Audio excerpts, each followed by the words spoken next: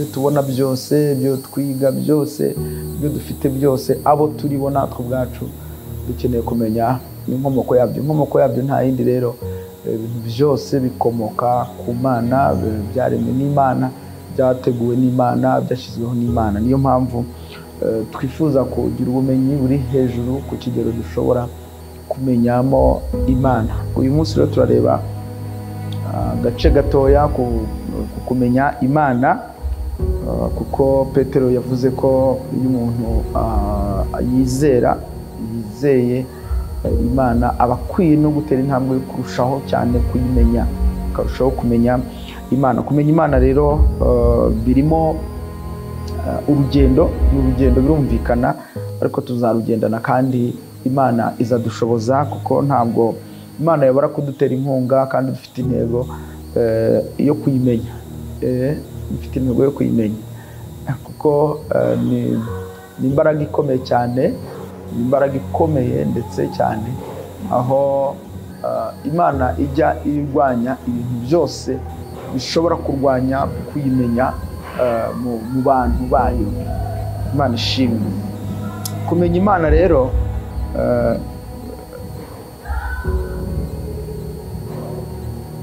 kwacu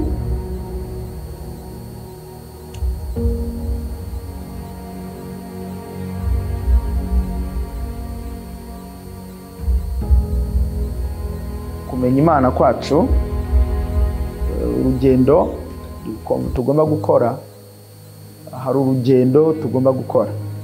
Uru rugendo rero rurimo ibice byinshi, ariko nakubwira ko kumenya Imana ubwayo yagize uruhare mu kwimenyekanisha. Ntabwo icyo Imana iri cyo ntabwo kiri ku rwego umuntu yasacinga cyangwa se ngo adekuvure, ngo bavuga ngo twayimenye kubera ko twashyizemo ubwenge runaka. Oya, ni Imana ubwayo. Imana yagize uruhare mu kwimenyekanisha, kandi yihishurira abantu mu bushake bwayo, mu mugambi wayo. Ibi rero bigaragazwa nuko hari ibyo yavuze, ijambo ryayo hishurirwa mu ijambo ry'Imana, hishurirwa mu izina ryayo. Bivuga ngo ijambo ry'Imana ni izina ry'Imana. Ibi ni ibintu bikomeye cyane Imana yashyize ahabona, ishyira ahagaragara, kugira ngo tubashe kuyimenya. Imana rero yarimenyekanishije nk'uko nari mbivuze, ariko kandi ibyo yaremye ubwabyo ni ikintu kigaragaza ko umuntu akurikiranye neza yayimenya. Ikindi kandi ubuzima busanzwe bwa buri munsi, uko tugenda tubona ibirenze ibyo dushobora bikoreka, nabyo bituma umuntu ashobora kumenya Imana, kuko hejuru y'igihe, hejuru y'ahantu n'ibintu, hariyo imbaraga ibigena byose. Ni imbaraga rero y'Imana. Ibi ni ibintu bishobora gutuma cyangwa se Imana yakoze bituma tuyimenya. Rero Imana yarimenyekanishije, ariko kandi na Yesu nawe yamenyekanishije Imana. Yamenyekanishije Imana mu buryo bukurikira. Yesu yamenyekanishije Imana mu mugambi w'agakiza. Uyu mugambi w'agakiza hakoreshejwe inzira y'umusaraba no kwizera ijambo rya Kristo. Nta yindi ntego kwari ukumenyekanisha Imana. Kristo yamenyekanishije Imana, ndetse yamenyekanishije Imana agaragaza n'igisobanuro cy'ubutatu bwera. Ubutatu bwera, kuko hari uko Yesu yagaragaje Imana, agaragaza ko Imana ije mu bantu, ari Emmanuel, Imana mu bantu, ubwo ari Imana kandi hari Imana Data. Anagaragaza ko aduhaye umwuka wera kandi nawe akaba ari Imana. Byose tuzaberera mu buryo burambuye. Bigaragara ko Kristo nawe yamenyekanishije Imana. Hari uko rero hari n'abantu Imana yihishuriye. Imana igenda ibihishurira. Imana yibwiye Mose, imwibwira mu buryo bw'amazina, kandi ayo mazina yahuza n'ibikorwa bisanzwe. Mose arayimenya. Hari n'undi mugabo nawe wamenye Imana, ayimenyeye mu bigeragezo yari arimo. Yobu nawe yagaragaje ko azi Imana. Nabyo tuzabireba, kuko yagaragaje ibikorwa by'ubutwari, hanyuma agaragaza ko azi Imana. Daniyeli we yaravuze mu gice cya 11 aravuga ngo abantu bazi Imana yabo bazakomera. Bivuze ko hari abantu Imana yagiye yihishurira kandi bigaragara mu buzima n'imibereho isanzwe. Kwiga rero ku cyitwa kumenya Imana bigomba kuba bifite umumaro wo kuduhindura twebwe ubwacu, tukahinduka mu buzima n'imibereho, tukaba abantu bashobora gukora iby'ubutwari kuko twamenye Imana.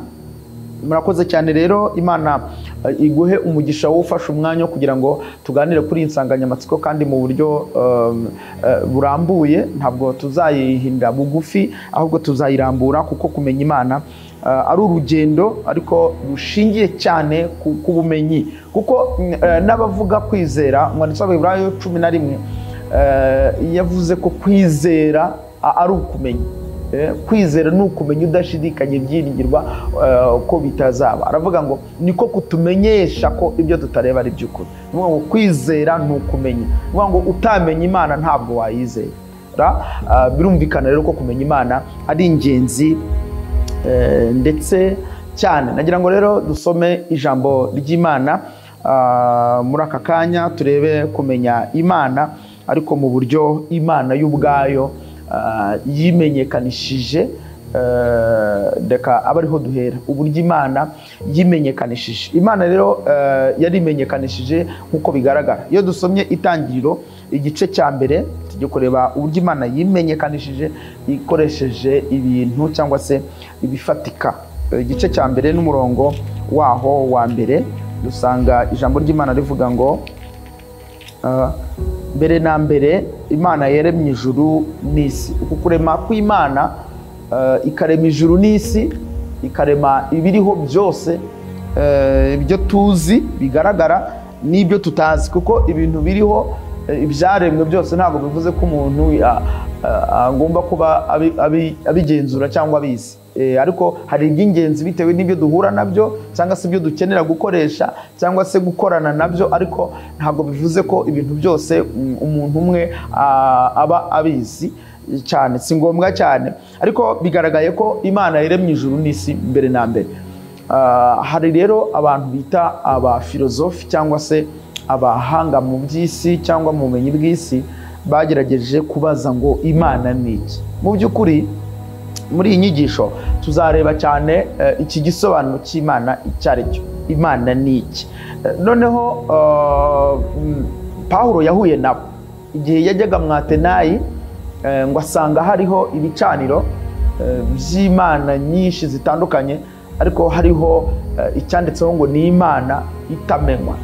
Iyi Mana itamenywa Pawulo yarabivuze, arabisobanuza uriya murongo w'itangira igice cya mbere n'umurongo wa mbere, aho dusomye ngo mbere na mbere Imana yaremye ijuru n'isi. Byumvikana ko rero mu gisobanuro yatanze, iyo turebye byakozwe n'intumwa 17:22 ukagera nk'31, bigaragara ko Pawulo asobanura Imana iyo ariyo bayobewe, yayisobanuje impumeko iba muri uyu murongo wa mbere w'itangiriro igice cya mbere. Kuko yababwiye ko iyo Mana basenga batayizi ariyo ashaka kubabwira. Arababwira ati ubwo nagendagendaga nitegereza ibyo musenga, nasanze igicaniro cyanditsweho ngo icy'Imana itamenya. Arababwira ati iyo musenga mutayizi niyo mbabwira. Ndashaka kukubwira ko muri kiriya gice cya mbere cy'itangira umurongo wa mbere harimo impumeko ihura n'igisobanuro Pawulo yahaye abahanga bari abafilozofi muri rukiko rwa Areopago, ubwo yarimo asobanura Imana iyo ariyo bayobewe. Harimo impumeko ivuga ngo dushingiye ku by'Imana yaremye, ibintu n'abantu, bigaragara ko harimo ibintu bitatu by'ingenzi. Harimo igihe, ahantu n'ibintu. Kuko nta kintu na kimwe gishobora kugerwaho hatariho igihe, hatariho ahantu gikorerwa, ndetse hatariho n'ibyo gikorwamo. Ibyo bita time, space and matter. Ni ukuvuga ngo hagomba kuba hariho ibyo bintu kugira ngo haboneke ibiboneka. Noneho iki gisobanuro ngiye gutanga ni igisobanuro cyumvikana ku bantu bose, nubwo waba umuhakanyi cyangwa uri umufilosofi mu buryo ubwo aribwo bwose, kuko ibiboneka bigaragara ko byabonetse kubera igihe, kubera ahantu ndetse n'ibifatika.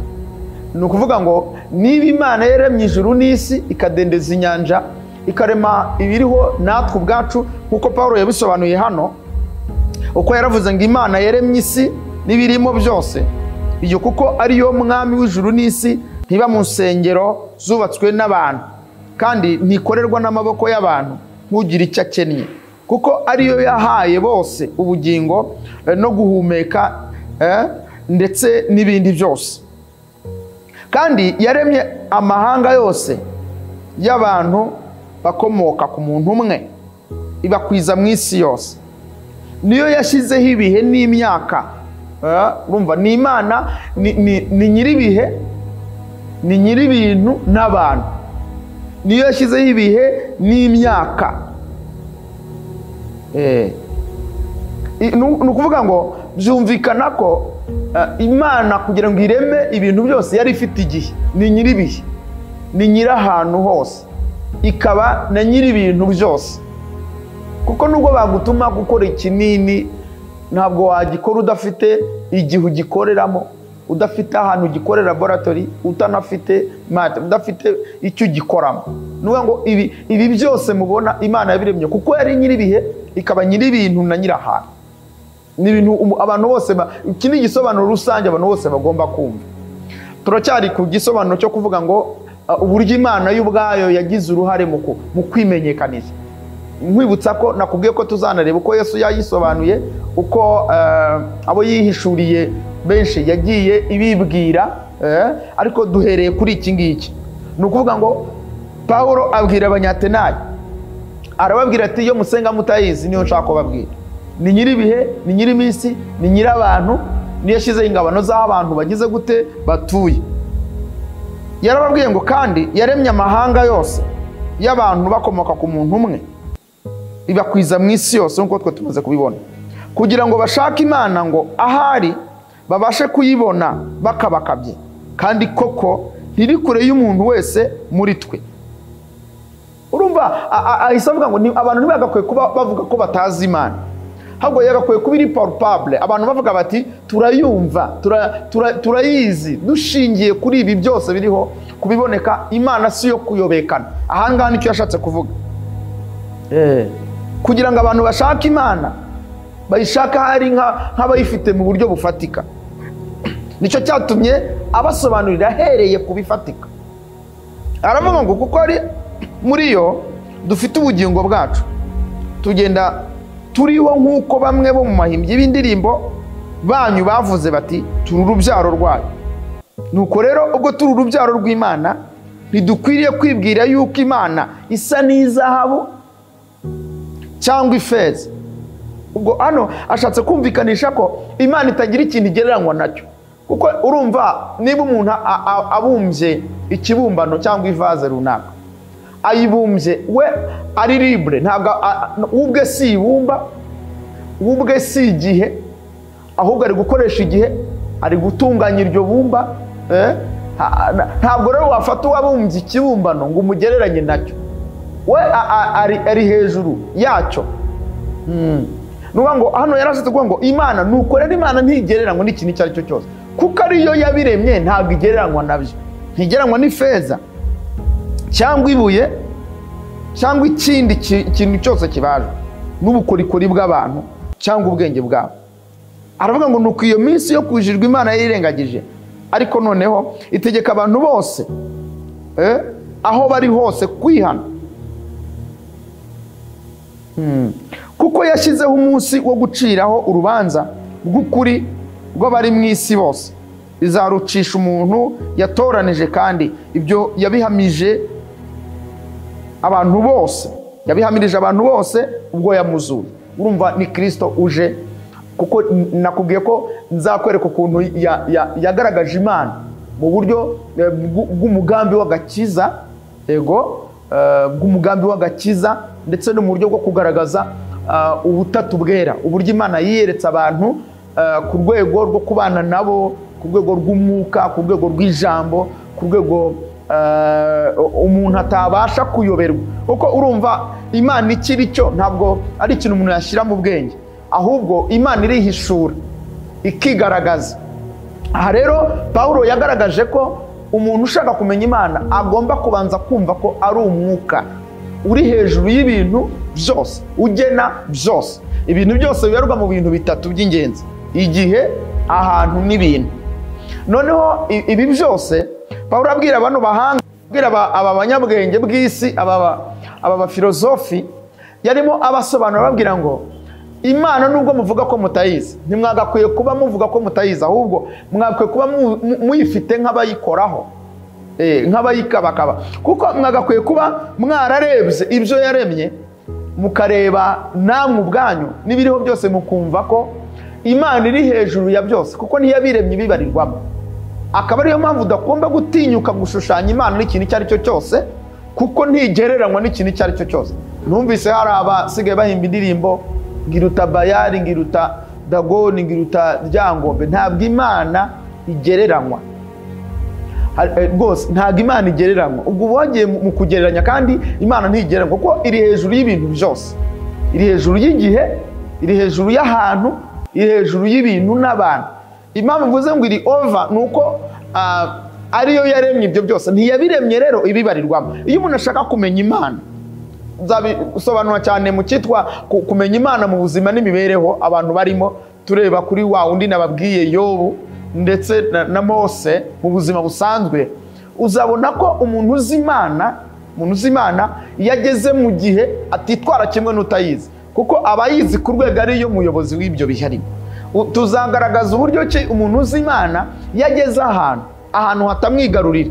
Ubwo ahantu dushobora kuvuga space, ahantu hafatika, cyangwa urwego umuntu yaba agezeho, ahantu ari hose. Mbese ntabwo ahindurwa n'ibihe, ntahindurwa n'ahantu. Nta nubwo umuntu uzi Imana ashobora guhindurwa n'ibifatika, kuko urumva ko niba Imana ari nyir'ibintu, ikaba nyir'ahantu, ikaba nyir'ibihe, urumva ko umuntu yizi kuri urwo rwego, ibintu n'ahantu n'igihe ntabwo bishobora kumuvana ku ntego y'icyo agomba gusohoza Imana imusaba. Imana ishimwe cyane. Iyi nyigisho ni nziza.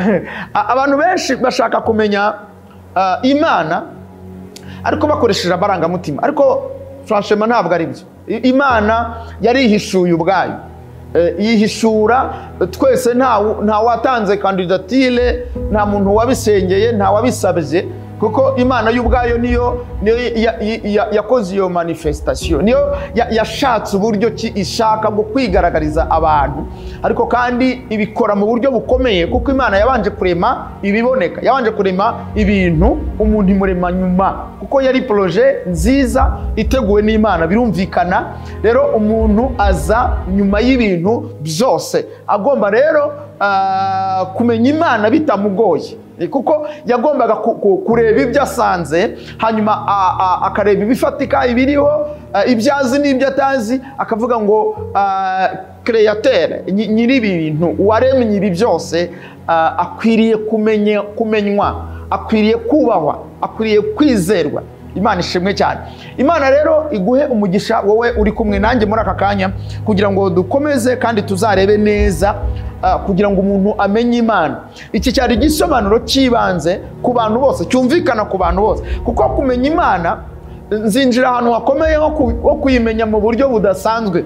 Hari uburyo budasanzwe tuzagenda tuzamukamo, ku buryo umuntu umenya ko umuntu uzi Imana hari ibitari ngombwa ko bimutsinda, hari ibitari ngombwa ko akora cyangwa avuga cyangwa areba cyangwa yitaho cyangwa saterezwa nabyo. Ibyo ni ibintu byo hejuru cyane. Ariko tukiri hano, nubwo waba utizera Imana, nubwo waba utagira idini, nubwo waba uri umuntu uri aho, uhari uri ku isi kandi sogokuru wawe atigeze arema, nubwo waba utizera Imana, unywa amazi kandi amazi nta sogokuru wawe uzi waba waragize uruhare mu kuyarema, uriho ubona abantu kandi ukurikirane neza n'abagerageza kugira ibintu bacukumbura n'ibindi n'ubukorikori n'ibindi, ntawe urabasha kurema umuntu. Icyo kintu ugomba kucyumva. Ikindi, ugomba kureba uko ibihe bisimburana, amanywa n'ijoro, ukareba ibiva dufite, izuba, ukwezi, inyenyeri, ukareba inyanja, ukareba ibiriho byose, warangiza kubireba ugasanga ari wowe n'abandi bantu uzi n'ibitabo wasomye n'ibyo wakoze wowe wabashije gukora bisanzwe, urasanga hejuru yabyo hari imbaraga ikomeye. Haleluya! Hari imbaraga ikomeye yateguye cyangwa yashyizeho ibi bintu byose. Iki nicyo Paulo yabwiye abanyatenayi bano ba filozofi muri urukiko rwa Areopago. Yarababwiye ngo ni Imana mukwiye kuvuga ngo ntimuyizi. Ntabwo mwakwiye kuyishushanya n'ikintu icyo ari cyo cyose. Imana irihariye, Imana ishimwe. Haleluya! Iri hejuru y'ibihe kuko yaremye ibintu byose ifite igihe. Iri hejuru y'ibintu kuko yaremye ibintu itabibarirwamo. Imana iri hejuru y'ahantu kuko yaremye ingabano z'aho abantu batuye itahabarirwamo. Ubwo nitwinjira mu buzima n'imibereho ku cyitwa umumaro cyangwa se agaciro ko umuntu azi Imana, tuzasanga umuntu uzi Imana adashobora gucirwa umwenda cyangwa se kwamburwa kwa kundi bavuga ngo kubona ishitambo gata nicyo wari wambaye. Tuzasanga uwo muntu agomba kuba agize gute, akomeye. Imana ishimwe cyane. Rero dusomye Itangira igice cya mbere n'umurongo wa mbere. Mbere na mbere Imana yaremye ijuru n'isi. Tuhasanzemo imbaraga zikomeye zigaragaza ko ibyo byose ijuru n'isi n'ibiriho n'abantu Imana yabiremye ifite igihe n'ahantu n'ibintu. Tunasanze kandi icyo gisobanuro aricyo Paulo yahaye abanyatenayi ubwo yasangaga bafite ibicaniro byinshi basenga Imana ariko baranditse ngo hari igicaniro cy'Imana itamenywa, kuko bumvaga hari igisaguka mu byo bazi, mu byo bemera, mu byo babona. Ukavuga ko hari imbaraga yashyizeho ibintu byose. Iyi ni imbaraga Imana ishimwe cyane umuntu wese agomba guhishurirwa akamenya.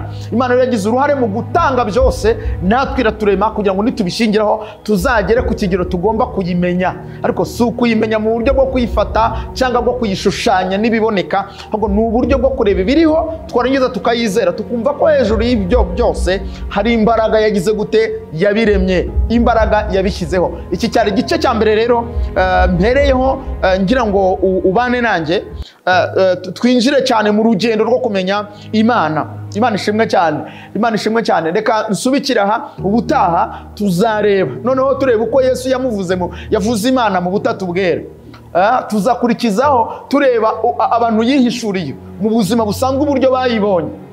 Tuzanasoze tureba rwose imyitwarire ibiranga umuntu uzi Imana mu gihe yabagezemo, aho yabageze, ndetse n'ibifatika cyangwa se ibintu cyangwa ubutunzi uko akwiriye kuba ameze. Imana ishimwe cyane. Reka ngusengere ngusabire umugisha kandi nsaba ngo ukuboko kwiza kw'Imana kuzakomeze kubana natwe muri iyi nsanganyamatsiko ikomeye yo kumenya Imana.